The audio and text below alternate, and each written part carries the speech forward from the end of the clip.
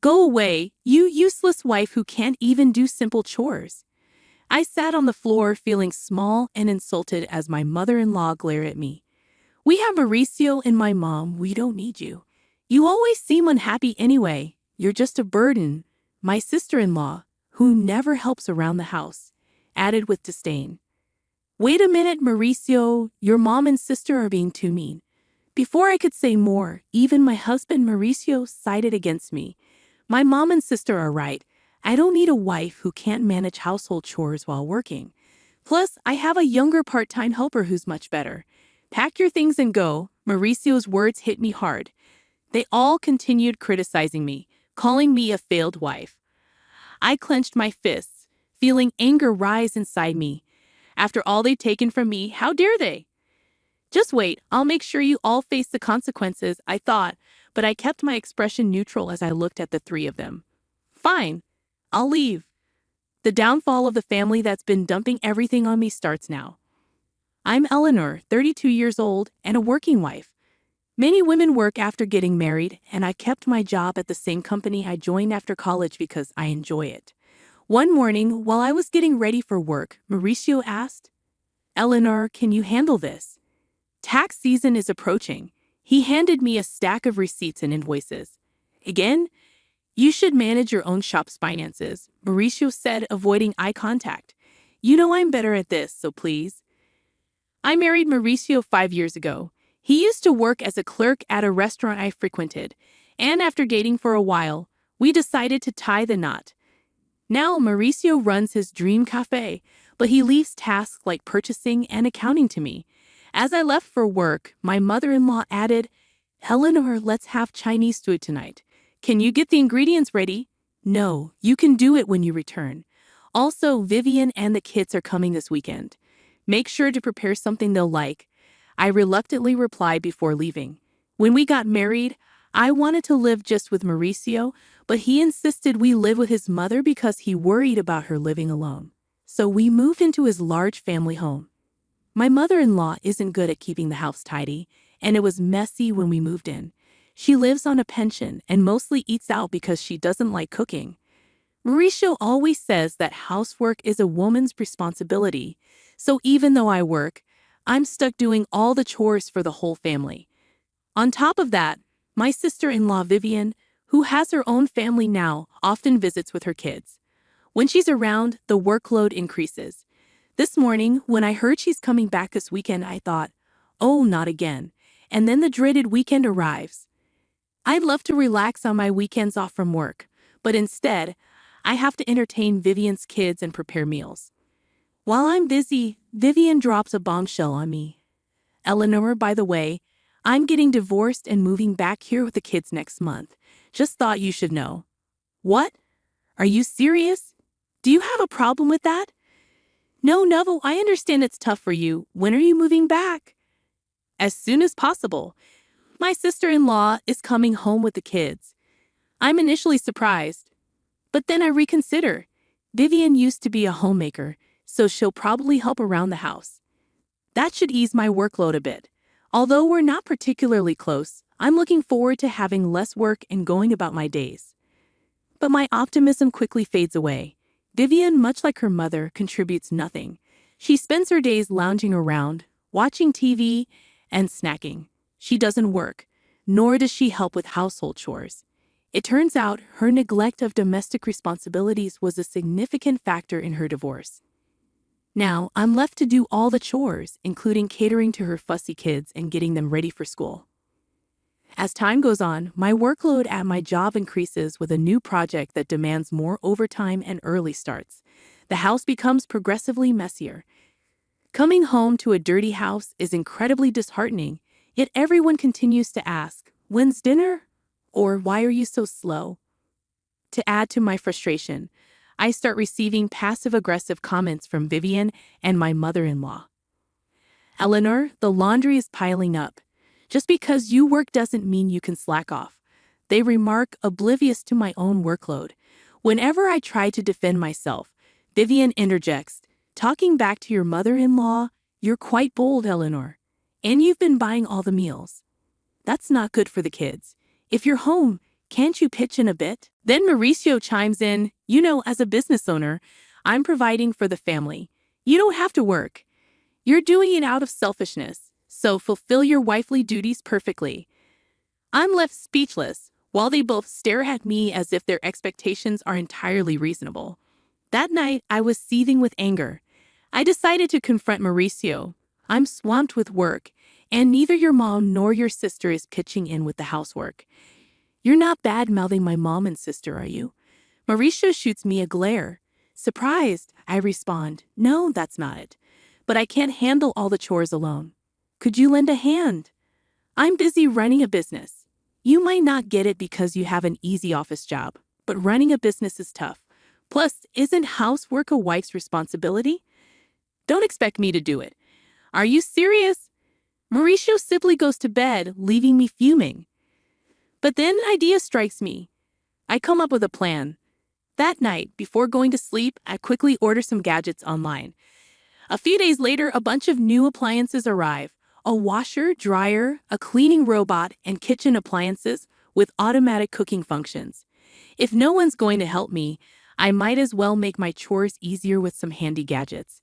As the delivery guys are bringing in the washer, my mother-in-law and sister-in-law show up. You bought a new washer without consulting us. The old one still works, but it's outdated and this will make laundry quicker and simpler. What's all this? A cleaning robot and cooking appliances? Eleanor, come over here. I'm called into the living room where they're seated on the sofa, while I'm asked to sit on the floor. Mauricio is there too, sitting beside his mom, looking smug. What's happening? My mother-in-law shouts. What do you mean, what's happening? You've spent all our money on these lazy gadgets. What were you thinking? I thought they would help with the housework. Efficiency isn't everything. People rely too much on machines these days. My sister-in-law adds, exactly, Eleanor. And those are luxuries. The appliances we have are perfectly fine. You're just wasting money because Mauricio owns a business. She shoots me a glare, and Mauricio nods in agreement. But you're just trying to make your life easier. Can't you even handle housework properly? I wanted to retort, look who's talking, but I remained silent. Finally, perhaps frustrated by my lack of response, my mother-in-law snaps, if you can't handle housework, you should just leave. I stare at her in shock. She stares back, unyielding. We don't need you. Mauricio and I are fine without you. You always look tired and miserable. You're just a burden, my sister-in-law says with exasperation. Hold on, Mauricio. Your mom and sister are being too harsh. When I turn to Mauricio for support, he looks down at me and says, they're right. I don't need a wife who can't manage housework. I stare at Mauricio in disbelief, but he just smirks. I'm a business owner, and I have the right to spend my money as I please. I don't need a wife who spends it to make her life easier. Why would you say something like that? Besides, I've been getting along well with a young part-time worker. She's cute, unlike you. Pack your bags and leave. Stunned by Mauricio's words, all three of them start berating me, labeling me a failure as a wife. I clench my fists in anger. After all they've taken from me, they have the audacity to say this. Just wait. You'll regret this. But I maintain my composure and say, fine, I'll leave. Good. We'll be better off without you, my mother-in-law spits out. I rose silently and placed something on the table.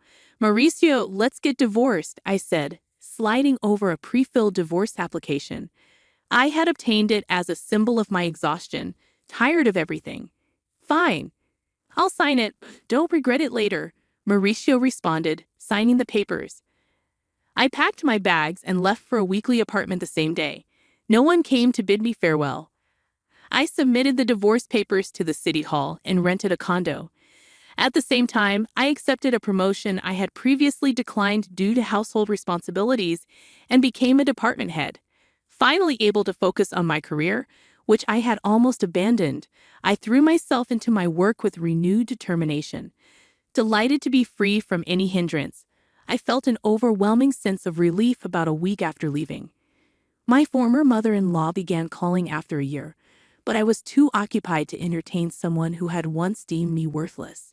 I chose to ignore her calls. A year later, on a day off, she called again. Feeling it was time to address matters, I answered hesitantly, "Hello." "Ah, Eleanor, you finally answered. How could you ignore me for over a year? What do you want?" "Well, how have you been? Are you okay?" I responded bluntly to her probing. "I'm doing great, working hard in my own place. I've been promoted and my salary has increased. I'm living comfortably. Is that so? Would you consider returning?" Her tone held a hint of pleading, and I asked, cautiously, "Why now?" "We're in trouble. We're running out of money," she confessed. I couldn't help but smirk as I replied, "So Mauricio's cafe isn't even making $11,000 profit, huh? And neither you nor your daughter have jobs. Well, that explains it. Eleanor, did you know?" Of course I knew. Mauricio's cafe was barely making $800 a month in profit. Since I handled the finances, I was well aware. Mauricio, who acted like a big-shot business owner but neglected proper management and customer service, probably had no clue, but I did. I was the one handling all the accounting and inventory. "Why didn't you say something?" "I had no idea you were managing a big company and contributing so much to our living expenses." Yes, I was putting in over $3,000 a month. That's how everyone was able to live. I had been supplementing the family income with my own salary because I knew Mauricio's shop wasn't making much. He probably realized he couldn't make ends meet without my income only after I left. "Please, Eleanor, come back. By the way, what happened to Mauricio's shop?" Ignoring my former mother-in-law's plea, I informed her Mauricio's shop is going under next month. Even the part-time girl left him. That makes sense. With such sloppy management, he can't keep a business running, and he's too proud to do what needs to be done. No woman would want to be with a man like that. I chuckled, leaving my former mother-in-law speechless. "Can we wrap this up?" "I'm busy," I interjected. She hurriedly continued, "Also, the house has been a mess since you left." A mess? According to her, the house was in chaos because no one was doing any housework. It was cluttered, no one was cooking, so they had to buy food, and they couldn't even afford a new washing machine. "It would have been nice if you left those appliances," she remarked. "What do you mean? Those lazy appliances? And what's wrong with taking things that I pay for?" I shouldn't have said that, but I never expected the house to deteriorate like this just because no one was doing the chores. Isn't it strange that 3 adults can't manage the housework? I questioned, growing irritated. "What are your daughter and Mauricio doing?" She lowered her voice. "Well, Mauricio has been sulking at home all day, doing nothing since he found out his shop isn't making any money." "Really?" "He said he could do whatever he wanted with his money because he's a business owner. And Vivian refuses to work no matter how much I tell her. She doesn't do housework, and she even asks me for pocket money for herself and her kids." My pension is running out. "Really? Your daughter told me she didn't need me because she had you," I retorted icily. My former mother-in-law attempted to sway me once more. "Please, Eleanor, my pension isn't enough for the 3 of us anymore. I have no intention of returning to that house. Your children are quite dependent, aren't they?" She fell silent. Just as I was about to end the call, she persisted. "Eleanor, will change. Please come back. Let's all live happily together again." "Sure, happily with a worthless wife." I cut her off. She stumbled over her words but continued to plead. "I apologize for what I said. We're family. Help us. We can't even afford the property taxes anymore. We'll have to sell the house. I'm neither obligated nor inclined to assist you. Sort it out yourselves. Goodbye from your worthless wife," I said, disregarding her cries as I ended the call and blocked her number, savoring my coffee in my tidy apartment. I chuckled to myself. 3 months later, I happened to stroll past Mauricio's cafe. To my surprise, it had transformed into an empty storefront. It appeared that he had indeed closed down for good. Their family home was also listed as sold. When I bumped into a former neighbor, they informed me that the 3 of them had sold a house and relocated, now residing in a cramped nearby apartment. They had become a constant nuisance in the neighborhood, often arguing and causing disturbances. Complaints were stacking up against them. It was disappointing to see that despite the opportunity to work hard and take care of their home independently, they hadn't, which was typical of them. I regarded their former residence with a sense of detachment and continued on my way. Since then, I've been fully immersed in my work.